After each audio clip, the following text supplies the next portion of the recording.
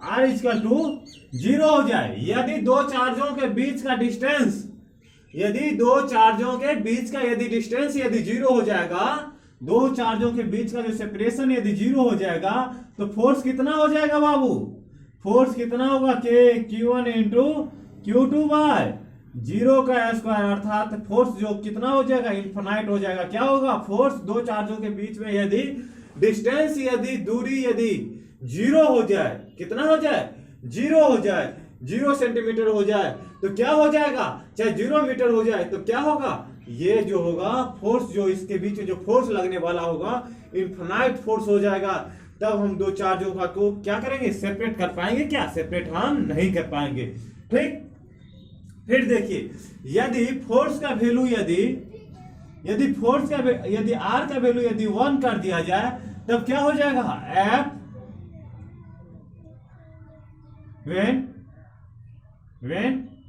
When R equal to यदि 1 हो जाए, तब फोर्स इक्वल टू क्या हो जाएगा? के Q1 इंटू Q2 बाय 1 का स्क्वायर। क्या हो जाएगा? एफ इक्वल टू के Q1 Q2 हो जाएगा। क्या हो जाएगा? के Q1 Q2 हो जाएगा। क्लियर? अब देखिए इसका ग्राफ, देखिए इसका क्या है ग्राफ। देखिए जैसे जैसे मान लिया जाए कि ये फोर्स, देखिए डिस्टेंस जैसे जैसे कम होते गया, डिस्टेंस जैसे ही कम था तो क्या था? फोर्स इनफिनाइट था। जैसे ही मैंने डिस्टेंस को 1 बढ़ाया तो फोर्स क्या हो गया? घटने लगा। अर्थात जैसे जैसे डिस्टेंस को यदि हम बढ़ाते जाएंगे तो दो चार्जों के बीच में जो लगने वाला फोर्स है, इलेक्ट्रोस्टैटिक फोर्स, वो क्या होगा? घटते चला जाएगा। क्या हो जाएगा? घटते चला जाएगा। तो यहाँ पे देखिए, यहाँ पे जब होगा मेरा फोर्स, तो इस पीरियड में क्या होगा? फोर्स इस तरीका का होगा। फिर यहाँ पे हुआ होगा तो कुछ इस तरीका से आया होगा, मतलब कि फोर्स धीरे धीरे क्या होगा? ऐसे घटते चला जाएगा। और ये आर है, ये किसका ग्राफ है? 1/r² का। बात समझ में आया? ठीक है, तो ये अपना क्या था? कूलम्ब्स लॉ का स्केलर फॉर्म था। क्या था ये? अपना स्केलर फॉर्म था। अब फिर मैं आपको बताता हूं वेक्टर फॉर्म। क्या है अपना? Vector form. देख रहा हूं कि अपना लाइव क्लास चल रहा है या नहीं। क्या है अपना? Vector form. ओके, इतना तक बाबू समझ में आया? कोई दिक्कत? यदि कोई दिक्कत हो तो आप फिर से मुझे कमेंट करके पूछ सकते हैं। ठीक है, मैं आपको बताता हूं। आप वेक्टर फॉर्म नोट डाउन हो गया? रुक जाओ क्या? ओके, मिटाया जाए। देखिए आप वेक्टर फॉर्म देखा जाए।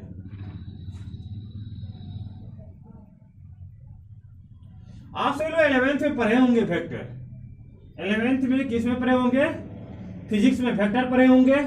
ठीक है, और यदि जो आदमी मैथ से होंगे, वो 12th में वेक्टर पढ़ेंगे। 12th में मैथ में वेक्टर पढ़ेंगे। और मैं आपको अभी मैं बताता हूँ वेक्टर फॉर्म, क्योंकि इससे पहले यदि वेक्टर का यदि आपको कोई भी रिलेटेड यदि वीडियो देखना है, यदि कोई भी चीज यदि प्रॉब्लम है, तो आप जाइए YouTube channel @AC physics classes पे जाकर के वो चीज टाइप कीजिए और देख सकते हैं आप उसके रिलेटेड वीडियो, आपको उसका सोल्यूशन मिल जाएगा। यदि कोई प्रॉब्लम है तो आप मुझसे कमेंट करके क्वेश्चन पूछ सकते हैं। ओके, नेक्स्ट टॉपिक है अपना ये वेक्टर फॉर्म। कूलम्ब्स लॉ का किस फॉर्म में अपन जाते हैं? वेक्टर फॉर्म में। किस फॉर्म में? Vector form. देखिए वेक्टर फॉर्म में क्या कहता है। ये सभी बात तो समझ में आ गया कि किस टाइप का फोर्स है। ये सेंट्रल फोर्स है। जो कूलम्ब्स साहब ने इन्होंने नियम दिया, किस टाइप के फोर्स के लिए दिया था? सेंट्रल फोर्स के लिए दिया था। अब देखिए ये बीच का दूरी क्या था? आर था। आप सभी लोग जानते हैं कि जो अपना जो डिस्प्लेसमेंट है, डिस्प्लेसमेंट समझ रहे हैं बाबू? डिस्टेंस और डिस्प्लेसमेंट में बहुत का अंतर होता है। डिस्टेंस और डिस्प्लेसमेंट में बहुत का अंतर होता है। डिस्प्लेसमेंट एक वेक्टर क्वांटिटी है। डिस्प्लेसमेंट क्या है? वेक्टर क्वांटिटी है। वही डिस्टेंस क्या है? अपना स्केलर क्वांटिटी है। देखिए नोट डाउन किया जाए।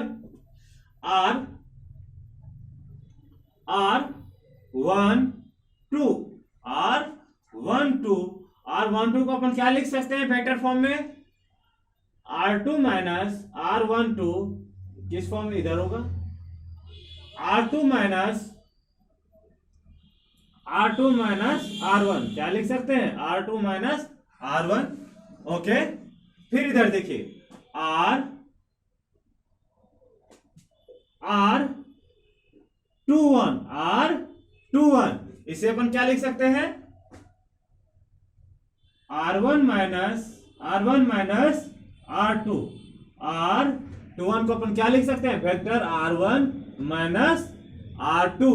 देखिए आप सभी लोग ने जानते होंगे कि यदि किसी भी स्केलर को यदि वेक्टर में चाहिए तो अपने को क्या कर देना पड़ता है यदि किसी स्केलर को यदि आपको वेक्टर में चाहिए तो आपको क्या कर देना पड़ता है, किसी भी यूनिट वेक्टर से यदि हम उसको गुना कर दे, किसी स्केलर को यदि यूनिट वेक्टर से यदि गुना कर दे तो अपने को क्या मिल जाता है, वेक्टर मिल जाता है। क्या मिल जाता है, वेक्टर। तो उसी तरीका से देखिए यहाँ पे अपने को किस फॉर्म में चाहिए ये फॉर्मूला, वेक्टर फॉर्म में। कुलाम्ब साहब का लॉ जो चाहिए अपने को किस फॉर्म में चाहिए, वेक्टर फॉर्म में चाहिए। किस फॉर्म में, वेक्टर फॉर्म। इससे पहले अपन कौन सा फॉर्म पढ़े थे, स्केलर फॉर्म पढ़े थे। क्या पढ़े थे, स्केलर फॉर्म। अब देखिए F12 इक्वल टू क्या लिखेंगे, के Q1 Q2 बाय R12 का square into unit vector. Unit vector क्योंकि आपको मैंने बताया हूं, अब ये बताया हूं कि यदि आपको क्या चाहिए, यदि वेक्टर चाहिए किसी स्केलर से, यदि आपको वेक्टर चाहिए तो अपने को क्या कर देना है, यूनिट वेक्टर से क्या कर देना है, गुना कर देना है। क्या कर देना है, यूनिट वेक्टर से गुना कर देना है। तो अपना यूनिट वेक्टर क्या हो गया,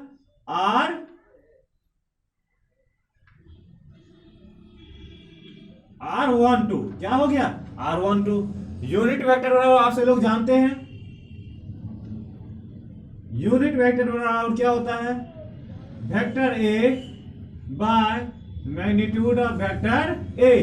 क्या है, यूनिट वेक्टर बराबर आप से लोग क्या जानते हैं, vector A bye magnitude of vector A. Vector unit vector क्या किससे डिनोट करते हैं, मान लेते हैं कि ये अपना क्या यूनिट वेक्टर है, इसको कैसे लिख देंगे, vector A bye magnitude of vector A. तो उसी तरीका से यहां पे लिखा जाए तो लिखिए कि Q1 इंटू Q2 R12 को क्या लिखेंगे, R2 माइनस R1 का whole square into magnitude of R2, sorry magnitude of, देखिए Q1 into Q2 by magnitude of R2 minus R1 का whole square into unit vector. तो यूनिट वेक्टर को क्या लिखेंगे, वेक्टर ए मतलब क्या, R2 minus R1 by magnitude of R2 minus क्या, R1। लिखेंगे या नहीं लिखेंगे, लिख देंगे। ओके, फिर देखिए के Q1 into Q2 bye R2 minus R1 का क्या, whole cube into R2 minus R1। ये किस फॉर्म में बन आ गया, अपना वेक्टर फॉर्म में आ गया। किस फॉर्म में, वेक्टर फॉर्म में। उसी सेम तरीका से क्या होगा इसका, ये तो F12 निकला ना, अब क्या निकालना पड़ेगा, F21। तो सेम प्रोसीजर लिख लेंगे, सेम प्रोसीजर रहेगा। इसके बाद अपने को क्या कर देना है, देखिए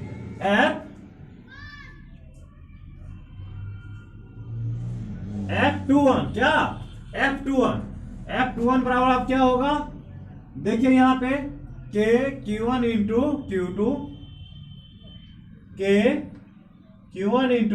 Q2 bye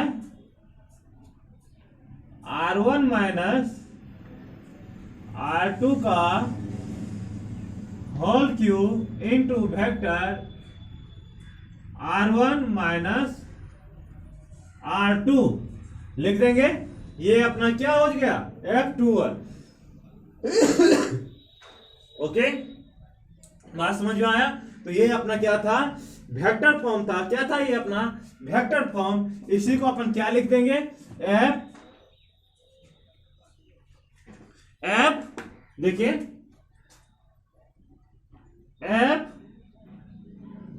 2(1) equal to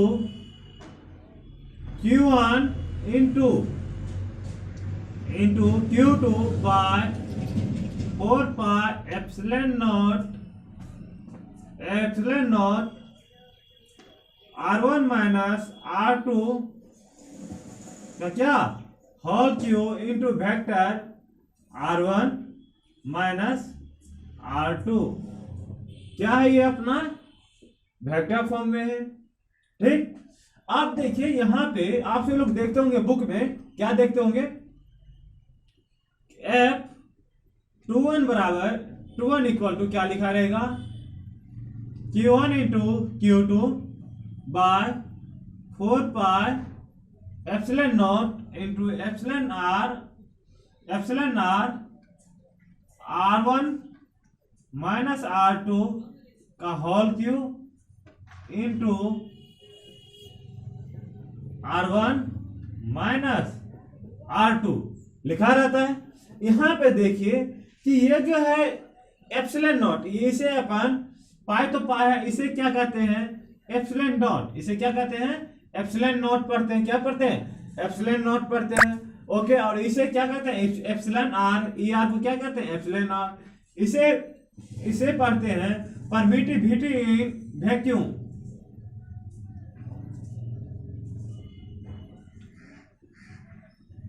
VT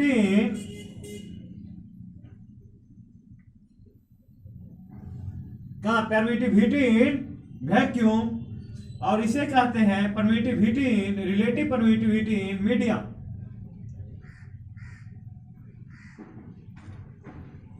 relative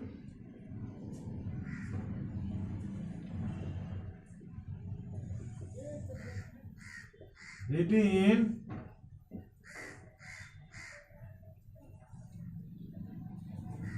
medium. मतलब ये क्या है, ER जो है ये रिलेटिव परमिटिविटी इन मीडियम, मतलब कि किसी माध्यम में। मगर इस फॉर्मूला के लिए हमसे लोग क्या ले लेते हैं, क्या ले लेते हैं ER इक्वल टू क्या मान लेते हैं 1 मान लेते हैं। मतलब ये जो मेरा जितना भी वर्क हो रहा है क्या हो रहा है, ये वैक्यूम में हो रहा है, मतलब ये क्या है कि खाली स्पेस में हो रहा है। ठीक है ना, उस पीरियड में अपन क्या लिख देते हैं, तब लिख देते हैं F equal to F21 equal to Q1 into Q2 by 4 pi epsilon not R1 minus R2 का whole Q into R1 minus R2 vector R1 minus R2। ठीक, अब देखिए हम सभी लोग को पूछ लेता है क्वेश्चन, इतना बात तो समझ में आया कि अपना क्या था स्केलर फॉर्म था, वेक्टर फॉर्म था, दोनों फॉर्म मैंने आपको बताया बारी बारी से। अब मैं आपको बताता हूं कि कुछ क्वेश्चन पूछ लेते हैं। देखिए आप सभी लोग फोर्स ऑफ ग्रेविटी पढ़े होंगे, क्या पढ़े होंगे, आपसे पूछ लेता है कि रिलेशन बिटवीन, मिटा दिया जाए इसे, नोट डाउन हो गया है, मिटा दिया जाए। आपसे पूछ लेता है कि relation between gravitational force and electric force क्या है, gravitational force and electric force.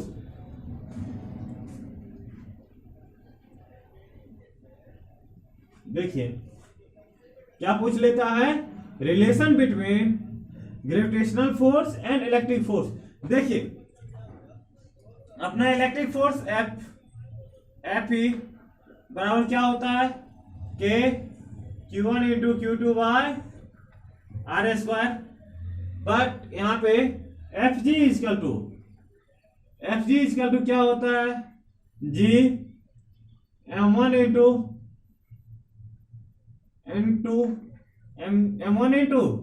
M2 by क्या R स्क्वायर। देखिए दोनों में क्या सिमिलरिटीज दिख रहा है, क्या यहाँ पे क्या है, दो चार्ज है, यहाँ पे क्या है, दो मास है। इन्होंने कूलाम साहब ने ये कहा कि दो पॉइंट चार्ज के लिए ये जो बात हो रहा है ये किसके लिए हो रहा है, दो पॉइंट चार्ज के बीच में लगने वाला बल है। ये किस टाइप का बल है, सेंट्रल फोर्स है। ठीक है ना, ये क्या कब लगेगा, जब दो बॉडी स्टेशनरी होगा। ठीक है, ये इसका जो रेंज होगा ये कितने बड़ा रेंज होगा, तो ये रेंज होगा मतलब कि इसका जो रेंज होता है वो सॉरी इसका जो रेंज होता है, मतलब कि ये छोटा से छोटा और बड़ा से बड़ा रेंज तक हम इसे इंप्लीमेंट कर सकते हैं। ठीक है, इसके बाद ये बात हो गया। फिर इन्होंने, ये तो गुलाम साहब ने कहा, फिर इन्होंने न्यूटन सेवेंटी ग्रेविटी के बारे में क्या दिया कि ये जो फोर्स लगेगा, ग्रेविटेशनल फोर्स लगेगा, ये 2 पॉइंट मास के लिए किसके ऊपर लगेगा, 2 पॉइंट मास पर लगेगा। ठीक है ना, दोनों पॉइंट मास के बीच का दूरी को क्या होगा, इनवर्सली प्रोपोर्शनल होगा।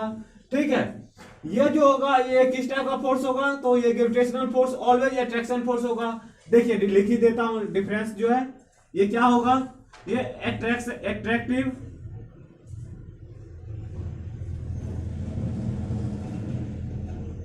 किस टाइप का फोर्स होगा,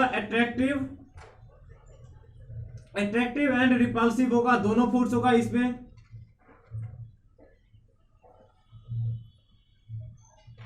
अट्रैक्टिव एंड रिपल्सिव दोनों फोर्स होगा। ये ओनली क्या होगा, ओनली अट्रैक्टिव फोर्स होगा। क्या होगा, अट्रैक्टिव फोर्स होगा। ठीक है, ये जो होगा, इसके बाद देखिए इसका जो ये मीडियम के ऊपर डिपेंड करता है, जो कि ये जो अपना इलेक्ट्रिक फोर्स है किसके ऊपर डिपेंड करता है, ये डिपेंड अपॉन मीडियम,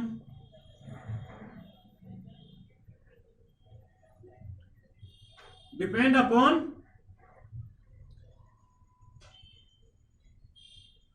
ये मीडियम के ऊपर डिपेंड करता है, ये मीडियम के ऊपर नहीं डिपेंड करता है।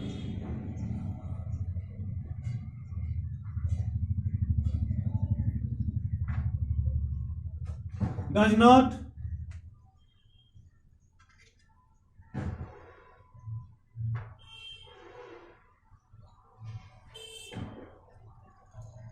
क्या ये मीडियम के ऊपर डिपेंड नहीं करता है।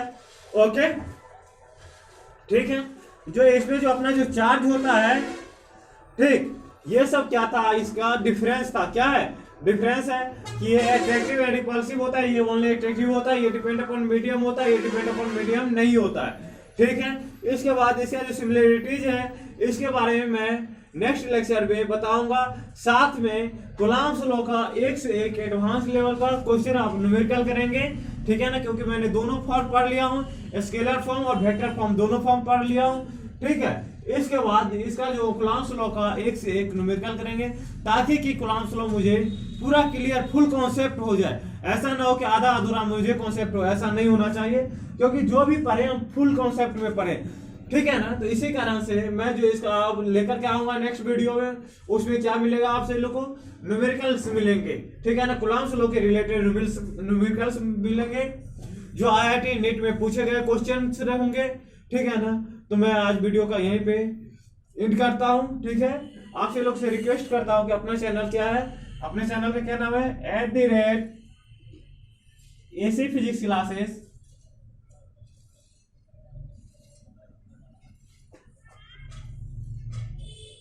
क्लासेस को सब्सक्राइब करें और शेयर करें। यदि आपको कोई भी चीज पूछना है, जैसे कि कूलॉम्स लॉ जानना है, क्या जानना है, कूलॉम्स लॉ क्या जानना है, कूलॉम्स लॉ, तो आप YouTube पे सर्च करेंगे,